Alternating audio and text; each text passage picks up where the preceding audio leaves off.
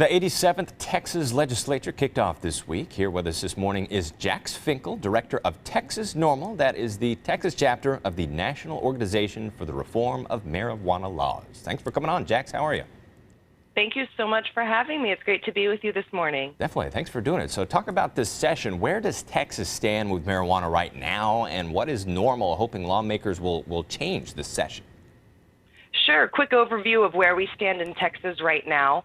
Currently, we have a robust hemp program where people are growing hemp plants, which have to have less than 0.3% THC. We have a medical program in Texas with a limited amount of conditions and also a restriction on how doctors can dose their patients.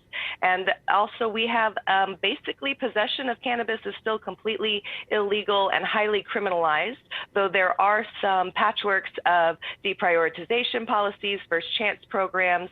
So that's where we stand right now. So you can see that we have a lot of work to do to improve our laws here in Texas. Gotcha. What are some of the main things that y'all are fighting for this time? You know, really what is very important and a core goal for us is to make sure that patient access is improved.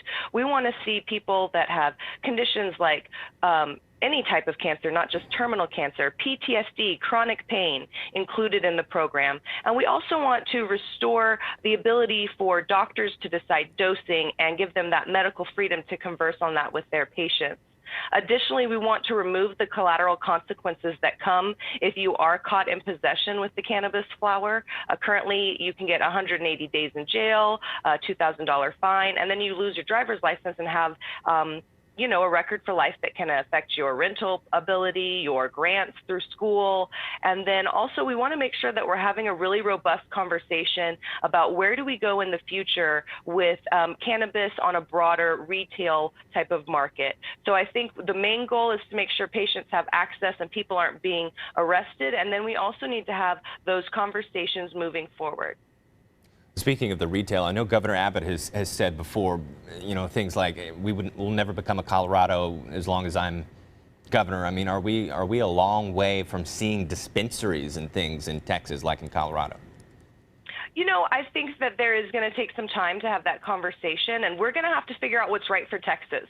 You know, we don't have to be Colorado. We need to do what's right for Texas. Look at the other states around us. Look at Arkansas, Oklahoma, New Mexico, all of these different places that are instituting different types of programs, medical and otherwise, and we need to make sure that we are making wise decisions for us.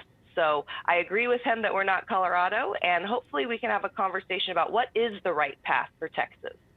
Last question here. We've got a little bit of time. Explain what's going on federally.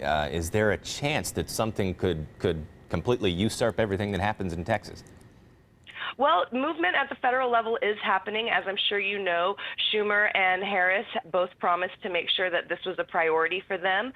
So if changes are happening at a federal level, of course, that will affect what happens in Texas.